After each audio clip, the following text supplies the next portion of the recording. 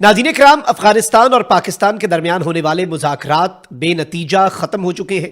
पाकिस्तानी वफ़द जिसकी क़यादत पाकिस्तान के DGISI या national security adviser lieutenant general Asim Malik कर रहे हैं, पाकिस्तान के वफ़द ने वापसी की राह ले ली है। कतर बीच में पड़ा, तुर्की बीच में पड़ा, आधा आलम इस्लाम बीच में पड़ा, लेकिन वॉर लिखा है यहाँ पे दोस्तों।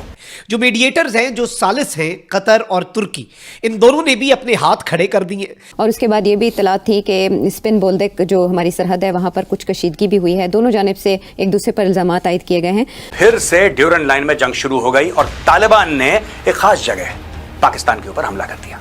तालिबान का यह कहना है कि पाकिस्तान अफगानिस्तान के अंदर हमले कर रहा है, मासूमों को मार रहा है और हम जाने नहीं देंगे। अफगान लेटते नहीं, अफगान लेटा देते हैं। यह पाकिस्तान को समझ में आ रहा है, इसलिए इतनी कड़वाहट है। तो रियल इशू क्या है? Real issue is not Durand line. Real issue is कि वहाँ से लोग हमारे यहाँ आके अटैक्स कर रहे हैं, डिरेल कर रहे हैं सिपेक को। Please don't blame us, it's your internal problem, you sort it out. ये तालिबान ने पाकिस्तान को बोला है। क्या वजूहात हैं कि अफगानिस्तान लिखे माहिदे पर दस्तखत नहीं करना चाहता? देखिए, इसका तो आसान जवाब ये है कि अफगानिस्तान उस वक्त तक इस माहिदे पे दस्तखत नहीं करेगा जब तक उसमें कोई ऐसी लैंग्वेज ना हो जो ये इंश्योर करे कि जो बॉर्डर है वो बॉर्डर ना कहा जाए उसको। हेलो दोस्तों, स्वागत है आप सभी का एपी ज्ञान चैनल पे। तो फ्रेंड्स, आइए देखते हैं पाकिस्तानी मीडिया की लेटेस्ट वीडियो। तो इस समय पाकिस्तानी मीडिया से जो बड़ी खबर निकल के आ रही है कि जो अफगानिस्तान और पाकिस्तान के बीच में जो तीसरे राउंड की बातचीत की शुरुआत हुई थी वो अब फेल हो चुका है। और बताया यही जा रहा है कि फ़िलहाल इसके बाद दोनों देशों के बीच में कोई बातचीत का प्लान नहीं है। लेकिन इसी के साथ जो एक चीज़ और हुई है और वह है अफगानिस्तान पाकिस्तान के बॉर्डर के बीच फिर से बड़ी झड़प, जिसमें अफगानिस्तान की तरफ से बताया गया है कि पाकिस्तान ने पहले हमला किया और उसका अब पाकिस्तान पे जवाबी हमला कर रहा है अफगानिस्तान फोर्सेज। अब इस पर गौरव आर्य सर ने एक बात बताई जो कि बहुत ही इंटरेस्टिंग है, और वो ये कि इनफैक्ट ये पाकिस्तान है जो कि फ़िलहाल अफगानिस्तान से शांति नहीं चाहता। और आसिम मुनीर ने अमेरिका से इसी बात के पैसे लिए हैं कि वो अफगानिस्तान को डिस्टेबलाइज करना चाहता है, और जो कि कुछ हद तक सही भी लगता है, क्योंकि जिस तरह से लगातार पाकिस्तानी मंत्रियों की तरफ से जो तालिबान के खिलाफ, अफगानिस्तान के खिलाफ बयान आ रहे हैं, वो कहीं से भी शांति समझौते के बयान तो लगते नहीं हैं। और दूसरा कारण, जैसे कि आप इस वीडियो में देखेंगे, जो आरजू काजमी बता रही हैं कि आखिर क्यों पाकिस्तानी आर्मी न तो अफगानिस्तान के साथ और न ही भारत के साथ मामला को सुधारना चाहता हो। बातें भले ऊपर से चाहे जैसे भी कर ले।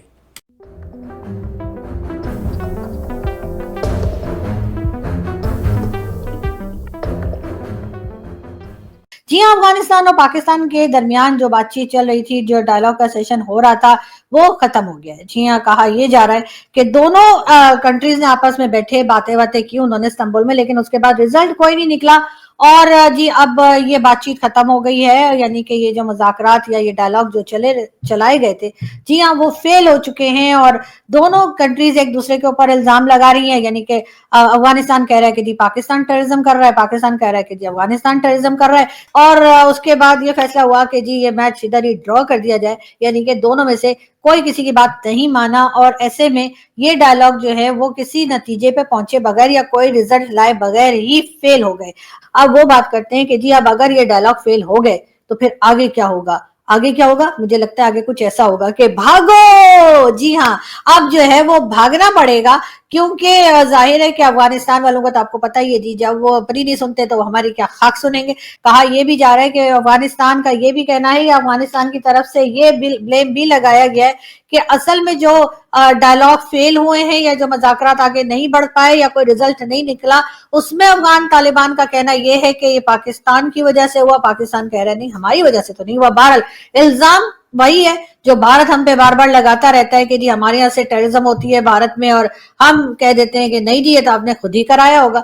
तो इसी तरह की चीज जो है पाकिस्तान अफगानिस्तान से कह रहा है कि जी आप टीटीपी को कंट्रोल करें, टीटीपी को रोकें, इसलिए कि जी हमारे यहाँ अटैक हो रहे हैं, हमारे यहाँ टेररिज्म हो रही है। और अफगानिस्तान कह रहा है कि भाई हमने तो कुछ नहीं किया, तुम जानो तुम्हारा काम जाने। बहरहाल मतलब मुझे समझ नहीं आ रही कि भारत ने जो हम पे अटैक किया, भारत ने जो एलिगेशंस पाकिस्तान पे लगाई, सेम वही एलिगेशंस पाकिस्तान जो है अब वो बार बार अफगानिस्तान के ऊपर लगा रहा है, और अफगानिस्तान उसी तरह से इनकार कर रहा है जैसे कि पाकिस्तान किया करता है। हमारे जो फील्ड मार्शल हैं, यानी जो पहले आर्मी चीफ थे, फिर वो फील्ड मार्शल हो गए, और अब कहा ये जा रहा है, यहाँ पर बताया ये जा रहा है कि जी अब जो फील्ड मार्शल साहब हैं उनको एक ओहदा और दे दिया गया, यानी कि उनको एक पोस्ट और दे दी गई है और कहा गया कि चीफ ऑफ डिफेंस सिक्योरिटी जो है वो भी उनको बना दिया गया, यानी कि अब ये चीफ ऑफ डिफेंस सिक्योरिटी भी बन गए हैं, उसके बाद फील्ड मार्शल भी बन गए हैं, आर्मी चीफ भी बन गए हैं।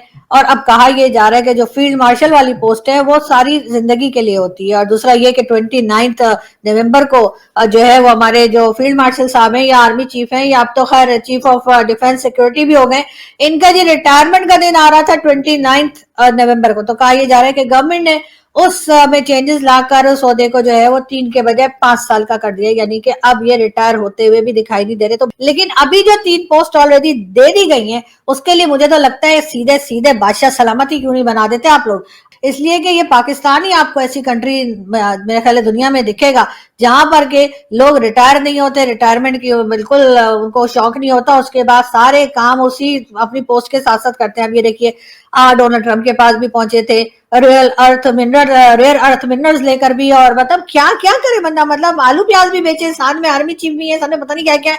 लेकिन खैर बार बार ये बात भी की जा रही है कि पाकिस्तान की तरफ से अफगानिस्तान को ख्याल है कि पाकिस्तान जो है वो इस झगड़े को खत्म करना नहीं चाहता। बहुत से लोगों का पाकिस्तान में भी यही ख्याल है कि पाकिस्तान चाहता है कि थोड़ी बहुत जो है वो अफगानिस्तान के साथ और कुछ कुछ लड़ाई जो है या कुछ कुछ टेंशन जो है वो भारत के साथ भी बनी रहे। उसकी रीजन यही है कि वो जो कहते हैं ना सब गंदा है पर धंधा है ये।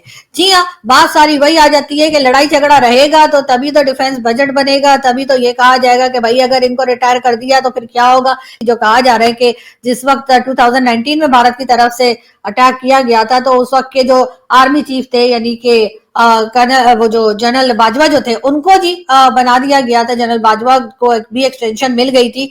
और उसके बाद ये भी इतला थी कि स्पिन बोल्देक जो हमारी सरहद है वहाँ पर कुछ कशीदगी भी हुई है, दोनों जानिब से एक दूसरे पर इल्ज़ामात आयद किए गए हैं।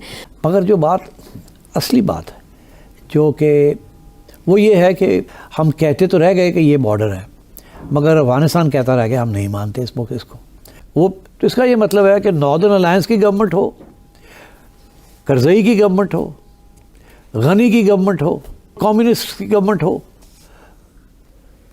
या तालिबान की गवर्नमेंट हो, ये कंसीड करने के लिए कोई तैयार नहीं है।